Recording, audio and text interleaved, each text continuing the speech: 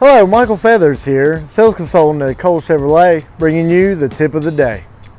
For today's tip of the day, I'm going to teach you a trick to keep you cool on them hot summer days.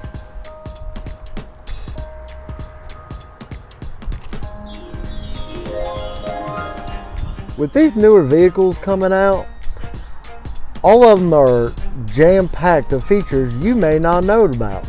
You can access this feature from your infotainment center.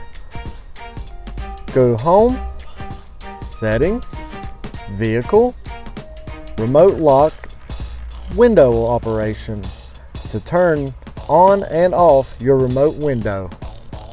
Now with your remote window operation on, the only thing you have to do is hold the unlock button on your key fob to roll your windows down.